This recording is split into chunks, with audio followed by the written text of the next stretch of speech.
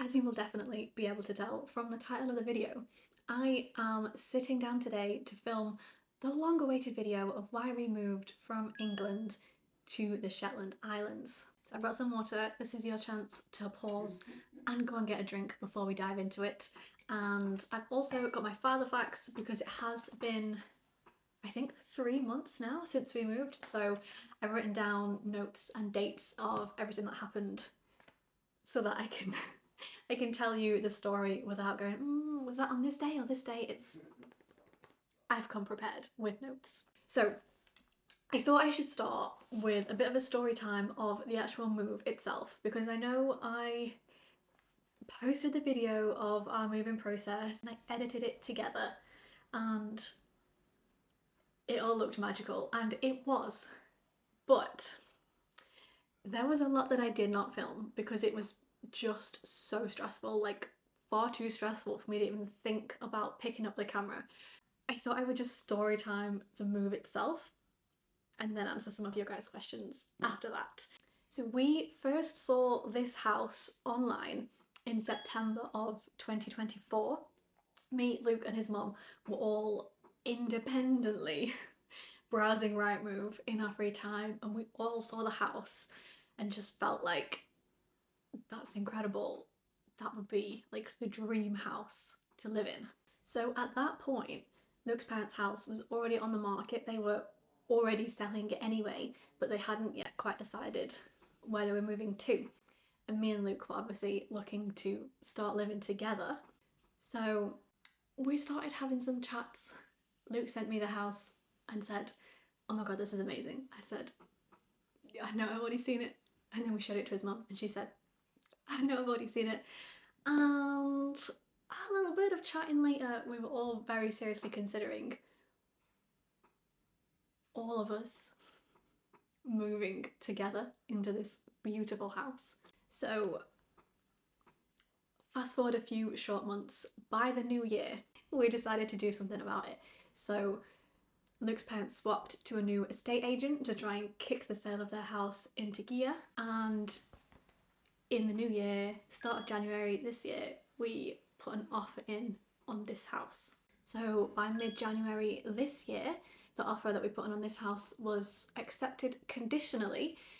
The condition being that we sold Luke's parents' house within 6 weeks, which meant we had to go back to the estate agents and put a lot of pressure on them to secure a sale of Luke's parents' house within 6 weeks.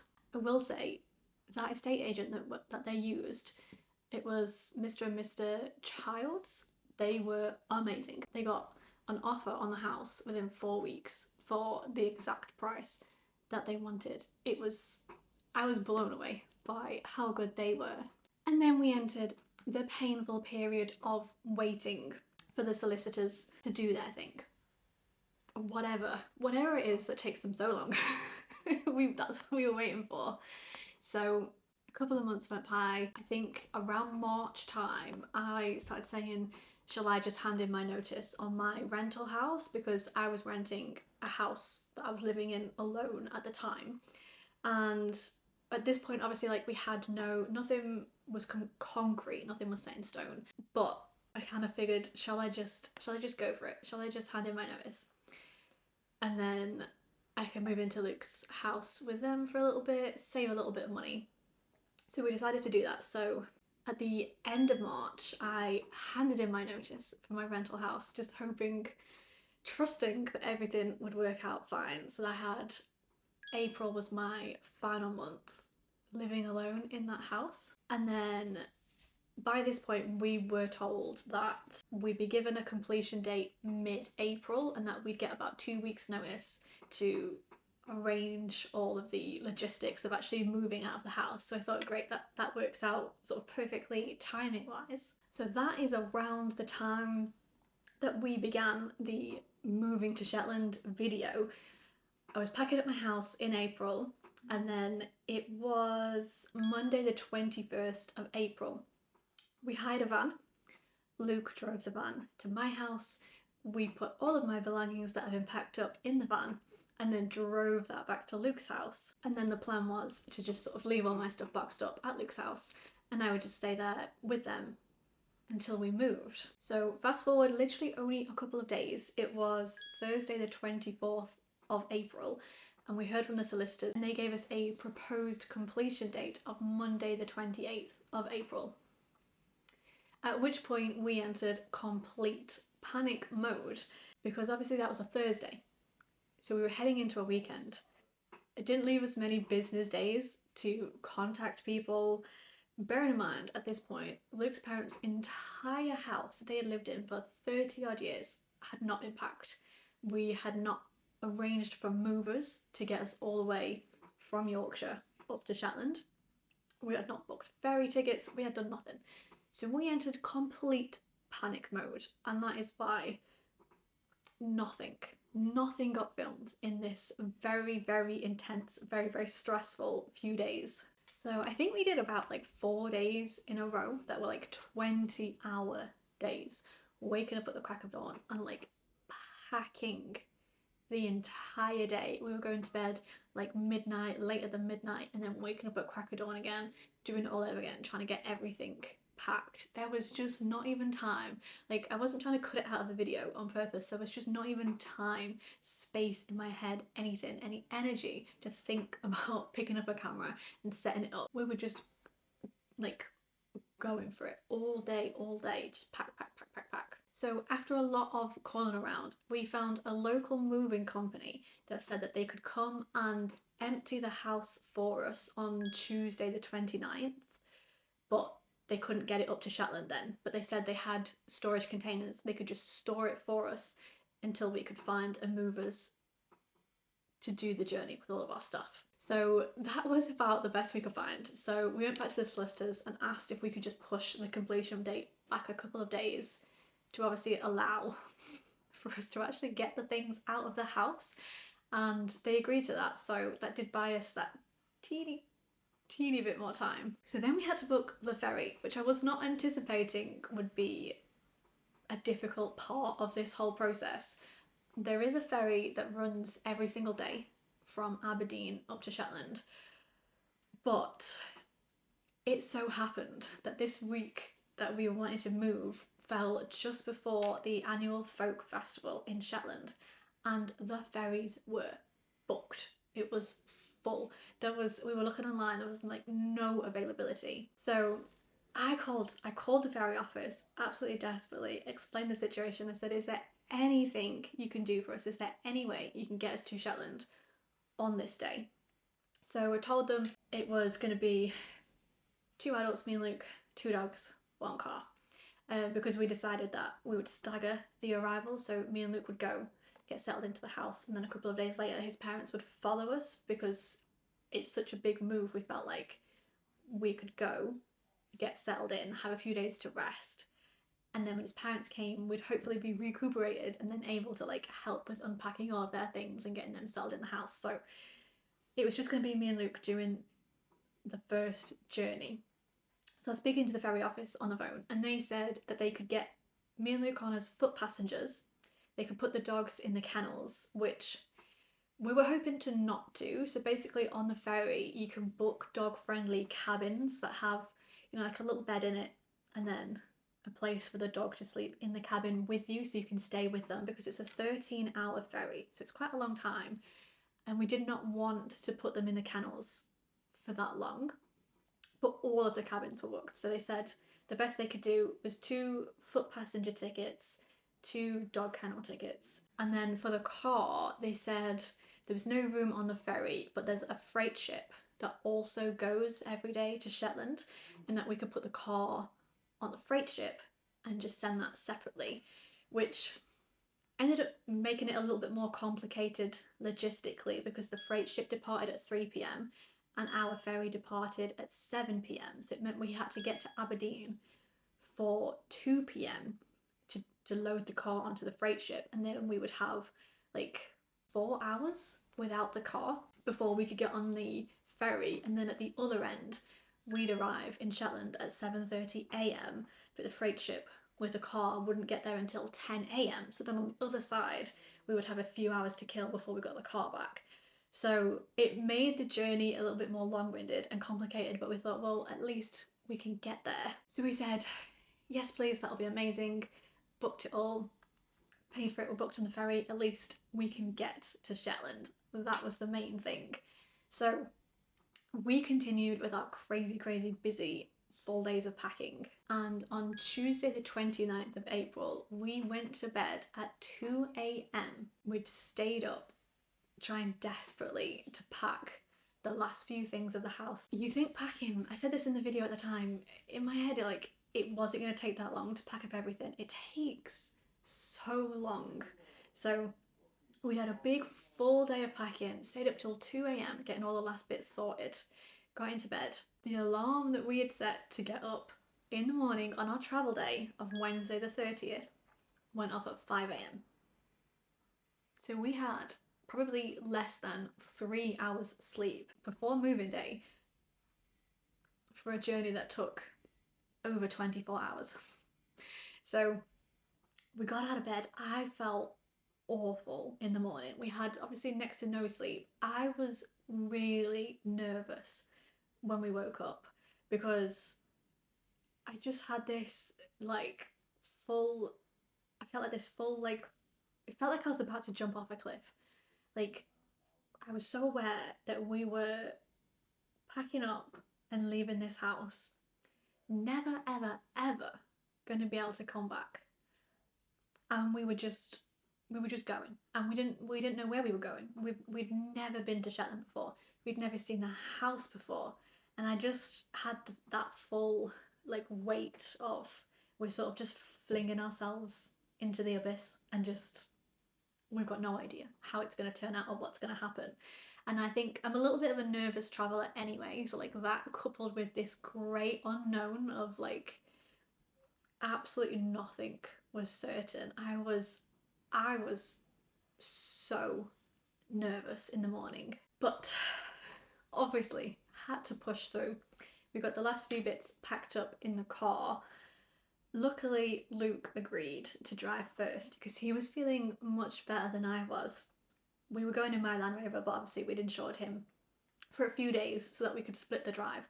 So Luke agreed to drive first. It was a 6-hour drive to Aberdeen, and I think we did it pretty much half and half. So he drove for about 3 hours, and then we pulled into some services, got out, let the dogs get out, stretch our legs for a sec, go to the toilet, and then I was feeling a bit more awake by then. I remember when we very first left the house, honestly, like I filmed clips of us leaving because I really wanted to capture that moment of us like pulling away from the house for the last time. And then after that I put the camera down and I could not even speak. Like Luke was trying to talk to me for the first hour and I was barely able to grunt in reply. I felt horrendous.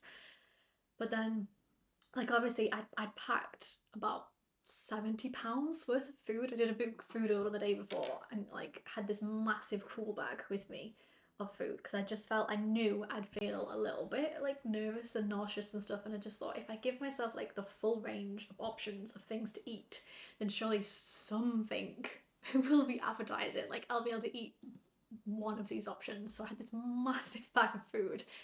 I pushed myself to eat breakfast. I really didn't want to, but it's one of those things where I knew like if I didn't I'd feel awful.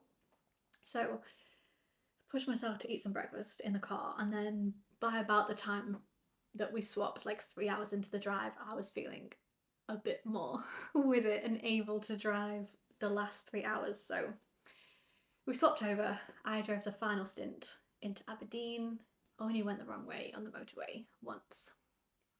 It was a very confusing lane system and I was not in the right lane, so one slight wrong turn. But we made it into Aberdeen.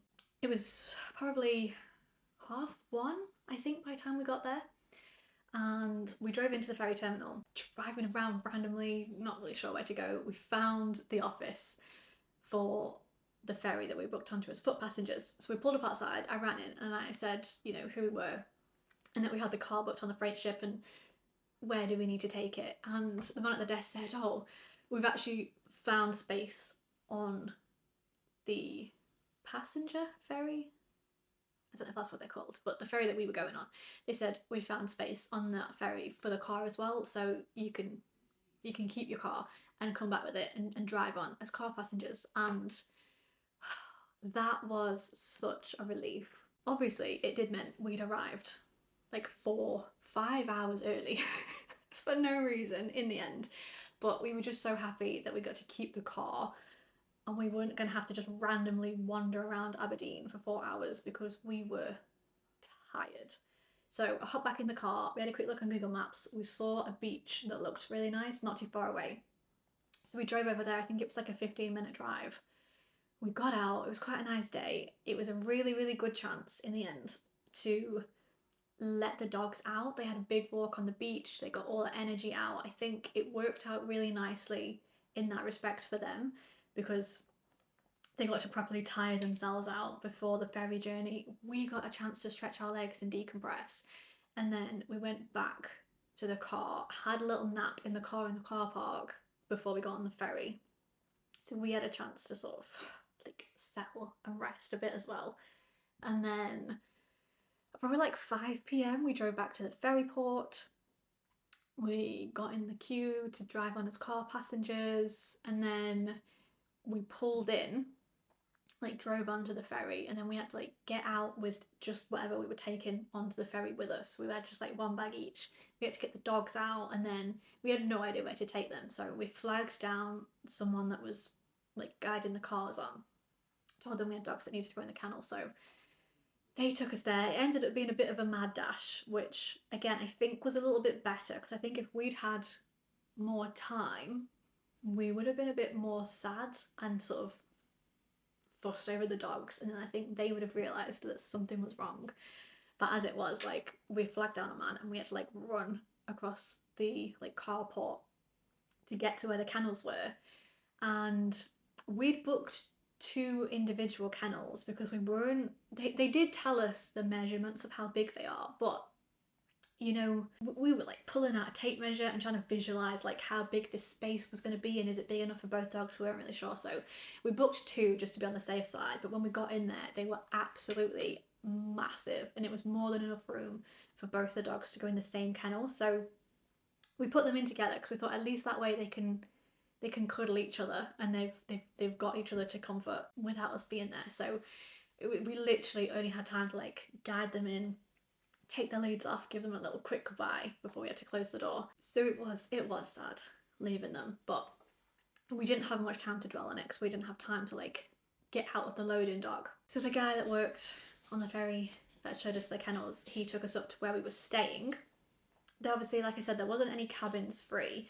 What they do have on the ferry is these, they call them sleeping pods. So if you imagine, I've never flown business class, but it's what I imagine like a business class airplane seat to be. It's just like a really wide, really big recliner seat, and they have sort of like a big thing that comes over your head, and it's like sort of walled in a little bit, so when you're sitting in the chair you feel quite private. So we just booked those, and I think there's 3 rooms with sleeping pods, and each room has about 30 in it, and then the door, you have to scan your ticket to be able to get into the room. So it's a little bit more private, like, you know, you don't just have random people walk in, it's only if you're booked to go in there. So it wasn't too bad, to be honest. So we found like the right room that we were in. We went to the wrong one the first time. We were stood outside it for so long trying to scan the ticket and get in the room, and obviously it wouldn't open because that was not the room we were booked in, and then we realised we were at the wrong room. Found the right room. We went in, put our stuff down. I nestled in. They give you like a little package each with an eye mask and a blanket and a little like Shetland magazine. So I was immediately like in blanket, done. Luke, on the other hand, during this moving process, was also doing 75 hard. If you don't know, you have to do a whole bunch of difficult things every day. One of those things being you have to do 2 45-minute workouts. So he had to do a workout, so he like immediately left to go and get his last workout of the day in. I could not have done that. No way at all. I had a book and a blanket on my chair and I was done. I did have a brief explore the ferry after a couple of hours. Had a little walk around. The sun was setting, so we went like outside onto the top deck to have a little look at the sunset, but obviously it was very windy and very cold, so we didn't stay up there for long. And then we came back down, had a bite to eat, and then settled in for the night, really. It sounds like a really long ferry, like a 13-hour ferry ride sounds extremely daunting. And really, because it's 7 p.m. to 7:30 a.m., it's not that bad. Like, you get on like your stuff situated and settled, you have your dinner, and then there's bars and restaurants and stuff, so you can sit out and like stay at the bar if you want. We were far too tired for any of that nonsense, so we had dinner and then pretty much like went straight to sleep, or tried to. So you go to bed and then you wake up and you've pretty much arrived. It does not feel too bad at all, to be honest. So we managed to get a pretty decent night's sleep. I wish we had pillows. That was the only thing. I think the next time we get on the ferry, I'm gonna take a pillow if we're in the sleeping pods, because it was okay if you can sleep on your back, but I can't. I have to have like my head to the side, and then there was just like nothing comfortable to lean on. But I think because we were just exhausted anyway, we managed to get like a decent amount of sleep, and then probably woke up around 5:30, 6 a.m. You've got just enough time basically to have your breakfast before you have to get off. So we woke up, saw Shetland appearing for the first time out the window. We were excited, but as soon as we woke up, we were just thinking, we want our dogs. We want our dogs. We want our dogs. So we were like listening and waiting, like bags packed, ready to like run to the kennels when they said we could, which we did. We did. As soon as the announcement for car passengers to go back to their cars came on, we were sprinting, went and found someone and said, we've got our dogs in the kennel, please can you take us down to the kennel? So we went down, got them out. They were so happy to see us. I would say Cosy had an air of like, well, it's about time. Sika was obviously very happy to see us, but once she realised we were back together and that was it and it was over, she was sulking. She was not happy with us at all. But again, it was quite rushed getting off. So we literally like got them out of the kennel, had a really quick, really big cuddle, and then we had to like run to the car, get them loaded in, and then get in the car and drive off the ferry and drive onto Shetland for the first time ever, which was so exciting. But we drove off the ferry and we were like, now what? So we'd booked a hotel for that night.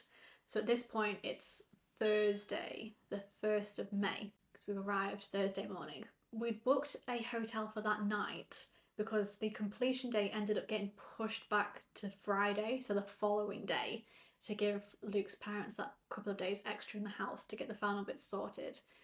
So we obviously could not go and stay in the house on Thursday night because it officially wasn't ours yet. So we had we had a hotel booked, but at this point it's 7:45 in the morning probably, and we didn't know what to do. So we called the hotel and we said, okay, we've got a room booked for tonight, how early can we arrive? And they said, well, you can come now if you want to. Which was amazing. So we drove to this hotel. I say hotel, it was more like a giant inn, like a really big grand house on like beautiful grounds. It was gorgeous. So we drove over there. Within 45 minutes of getting off the ferry, we were in the hotel, in our room, in bed, with breakfast. We arrived and the guy at the front desk said, are you hungry? And we said, yes. Yes, we are. So he said, oh, well, we're still doing breakfast at the minute. Would you like some sent up to your room? We said, yes, we would. We would love some sent up to our room. So we went up and just sort of like put our bags down and just like laid on a bed. That felt amazing. And they came and knocked on the door with this giant tray, and we had like two, I want to say, well, I was going to say full English, but is it still a full English if you're in Scotland? I'm not really sure. We had the works, like bacon, beans, some hash browns, I think, sausages, some sort of bread thing that I've never had before. They gave us like fruit bowls, like teas and coffees and toast, like the full works. It was amazing. So we pretty much spent all of Thursday just in the hotel room. We were so tired. It was so nice to lie down. Took the dogs out, obviously, for a walk, had a little wander around the area that we were in. But when we arrived, it was cold. Like there was a really like extreme cold snap going on. Like the kind of cold wind that like makes your jaw ache. Like it was freezing. So we were not doing much exploring at all. It was just take the dogs out, let them go to the toilet, have an explore, have a little walk around, run back to the hotel, and we just rested for the entire day. We got all of our meals brought up to the room, which was because the dogs, while they were allowed in the room, were not allowed in the dining room. But they just brought all our meals to us, and we had the most delicious evening meal. It was one of those menus where obviously they list all the meals and then you turn it over and there's a map of Shetland and they like pinpoint where they get everything from, like where the meat's from, where the fish is from, where the dairy's from, like all the ingredients are from Shetland, and it was all pinpointed on the map, which was so cool, and it was all delicious. So we had a really good dinner, had a really good night's sleep. We woke up on the Friday anyway. So excited. Felt like Christmas morning. We sort of took our time as much as we could. We had the hotel room till 12. So we took full advantage of that. We had another big, massive breakfast. Just took our time getting ready, and then we left pretty much at 12 o'clock. We checked out. We headed to Lerwick, which is sort of like the main town in Shetland. And we went to the solicitor's office. This was another part that was far more stressful than the moving video makes out. Because what actually happened was Luke went into the solicitor's office and they said, the money's not come through yet, so obviously we can't give you the keys. And we were like, cool. So we said, well, we'll just hang out and let us know when it's done and we'll come back and get the keys. We decided to explore Lerwick for a little bit. We had a walk around, we found a cafe, looked in some of the shops, sort of explored. It's a really, really nice town. We walked up and down like the main high street, went back to the solicitor's office, and they were like, not yet. And at this point, we were starting to panic a little bit because obviously it was Friday, we were heading into the weekend. They were closed over the weekend, and then the Monday after that was a bank holiday. So we were like, if the money doesn't go through by the time they close today, we won't be able to get the keys until Tuesday. And then we'll just have the whole weekend, the whole long weekend that we're going to have to try and find somewhere to stay. So I think it got to about 4 p.m. And I said to Luke, like, I think you should go back in and check. And he went in and they said, nope, not yet. And he was like, oh, right, okay. So he said, oh, I just use the loo. And then while he was in there, the money transferred. And they called him over and they said, yep, it's gone through. Which was such a relief. I was sitting in the car waiting with the dogs, which I was filming that like last part. And I saw Luke coming out and I was looking at him like, please have the keys. Please have the keys. And he came back and he was like, I've got the keys. And that was amazing. So then we had to figure out how to get to our house because we had to catch a ferry in order to get there. So it was a little bit confusing, but we figured it out. We booked onto a ferry. We drove up there, got on the ferry. It's not a long crossing. I think it was like 15, 20 minutes. We did that, navigated the ferry, and then we were on our island for the first time ever. Drove to the house, and pulling up for the first time was just so magical. That first night in the house, I think, is going to be one that we're always going to remember because obviously, like, we had nothing. We had just what we could fit in the car with us, which wasn't a lot. Obviously, my Land Rover is enormous, but we had me and Luke in the front. The dogs were in the back seat. We'd bought like a car hammock. So they were in the back seats in the hammock, so we just had the boot space. It is a boot space, but obviously you're very limited for what you can bring. So we had like a few bags with our clothes in. We had, well, I thought I'd brought enough like kitchen supplies. I bought my just camping kitchen setup. But we obviously did not fully think through everything that we would need because that first night we were like, oh, We need to cook dinner. We don't have a pan. What are we gonna do? So all I had was my stovetop kettle. So we cooked pasta in the kettle on the hob and then heated up some tinned tomatoes in the kettle as well. And our first meal in the house was tinned tomatoes on pasta that we'd made in a kettle.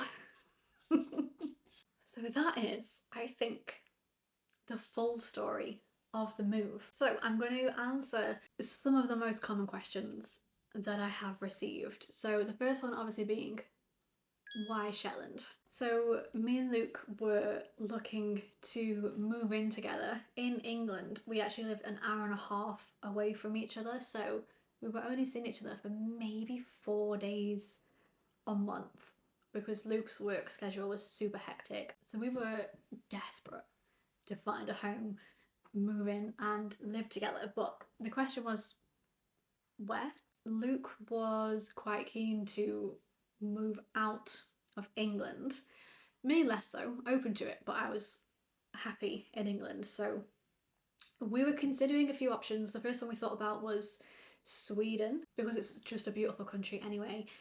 The house prices were a lot cheaper. So we thought about Sweden for a long time, but in the end we decided like where we would want to be in Sweden was maybe a little bit too cold. Like the weather was a bit too extreme. So we're thinking about other options. We thought about New Zealand for a long time.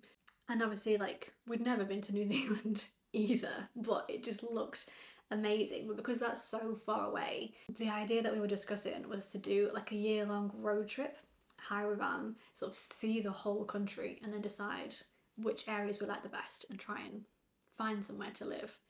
And we talked about that for a long time, but I sort of came to the realization that one, I think I'm a bit past the age of wanting to do van life. I in my early 20s, I would have jumped at the chance, but I think I've reached the stage where like I want a home. And I know we would have eventually had one, but even for just a year, I don't think I could do life on the road. I was ready for a proper home. And 2, I didn't want to move that far away from my family. And 3, I don't think I could deal with the inverse seasons. Obviously I love autumn and I think it would be so weird for me to have that shifted into a different time of the year. I would find it so weird to do Christmas in summer. Like I'm so seasonal and I just couldn't wrap my head around it being like completely flipped. So in the end we wrote off New Zealand and then that left us with like a big question mark, a big like, well, what, where, what, no idea where we were going to go. So it was actually Luke that thought of Shetland first. So he started browsing all of the little islands surrounding the UK without any particular bias for anyone in particular, but just sort of thinking and coming to the right conclusion that it was sort of like the best of both worlds for us because it would get Luke out of England, which he wanted. It would be not too far away for me, easy enough to visit family a few times a year. So we were sort of considering any of the little islands and it really ended up being Shetland just because we saw this house and everybody absolutely fell in love with it. You know, like when you see something like that, like a house, and you just have that feeling, you just know that that's meant for you. And we all felt like that. So in the end, that was why it was Shetland over any of the other islands surrounding the UK. And once we started looking into what Shetland was like, it ended up ticking every single box that we had. As far as like the house we've always wanted, completely detached with land on all sides, plenty of space, but like neighbours within eyesight, which is what we've got here. We wanted a much more slower pace of life. We didn't want to be somewhere super busy. We wanted to be able to go somewhere and it not to be overrun with people, like just be able to go somewhere and maybe have it to yourself or not have many people, which is exactly what we've got here. But at the same time, I felt we wanted less busy, less people, but the people that we were around, we wanted to have a real sense of community, and that is exactly what we've got. We know all of our neighbours already. Everybody is so friendly. There's so many community events. There's no crime here because everybody knows each other. It's like, it's everything that we could have wanted. The second question, which I feel like I've already answered, is had we visited before moving? The answer to that is no. We had not. We'd not ever been to the Shetland Islands, we'd not seen the house in person. We fully just did this move on faith and trusted that this was the right thing to do, and it's worked out perfectly, I will say. But yeah, we took a big leap of faith and moved somewhere we'd never even visited before. The third main question that I've got is, have we moved with family? The answer is yes. So we've moved with Luke's parents. So at the minute, we are all in this one house together, but the house actually comes with an acreage and a crop. So the plan is to build a second house somewhere on the land, and then we can live together but separately, which is the goal, because we really want to be close to family. But then obviously, like, as a young couple, you reach an age where you just need privacy, you just need time to yourselves and your own little home. And then obviously, like, we want to have children, and there's not enough room in this house, there's not enough bedrooms for us all to live together and for us to have children. So we're kind of going for like family compound sort of vibes. Like, we share the land, 2 separate houses. I think that is like the perfect, like, best of both worlds. None of my family is here. I've not got much family anyway. My dad, I am still trying to talk into moving here with us. I would love for him to come and also have a house on our land, or just live anywhere in Shetland, to be honest. So I'm really trying to talk him into moving, but he is the kind of person that needs to visit a place before he uproots his entire life and moves there. So he's coming to stay with us at some point this summer, and I'm gonna hard sell the islands and try and get him to fall in love with them and come and live with us. That would be the ideal. If my dad was here too, then I would have like everything. The next question is, what are our plans now that we're here?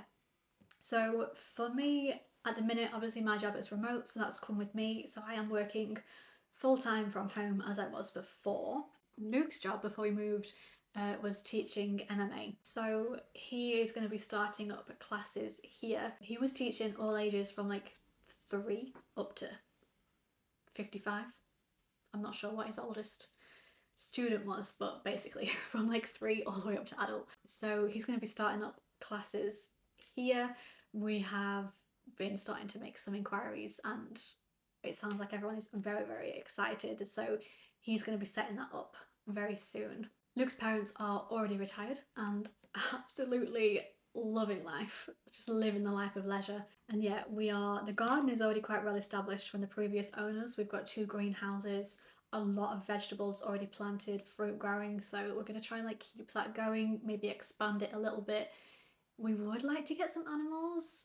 That'll be in a few years, I think, like once we're fully settled. But yeah, we would like to really use all of the land that we've got here. I just had to change my battery because I have been blabbing on for ages, so apologies if I've moved a little bit. The last question that I got was asking if I could talk a little bit about my faith, which I definitely can. It's something that's relatively new to me, being that I only really properly came to it last year. Me and Luke both came towards Christianity separately for different reasons and quite individually, but at the same time.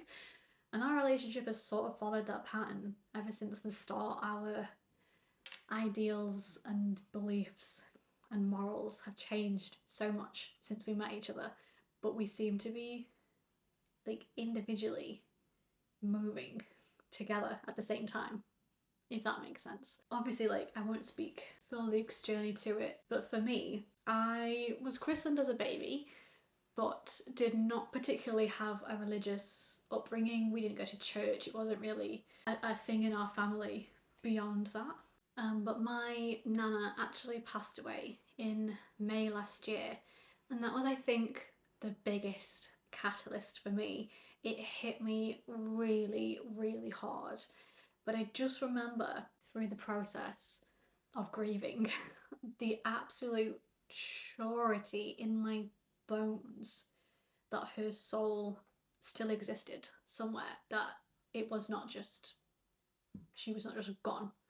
And that was sort of like the beginning of the journey for me, because after the initial heavy grief started to wear a little bit and I could think a little bit more, I remember sort of almost connecting those dots and like fully following that train of thought in my head and thinking, well, if I feel that strongly about this, if I feel it so deeply that that's not the end for her, maybe I need to explore that a little bit further. So that was sort of the beginning of it for me, and I feel like sort of in conjunction with that, at the same time, I was sort of already having these sort of stirrings of realizing that there's so much evil in the world today, and it's so blatant and I can see it, that I had absolutely no problem believing that the devil exists, because it's so blatant.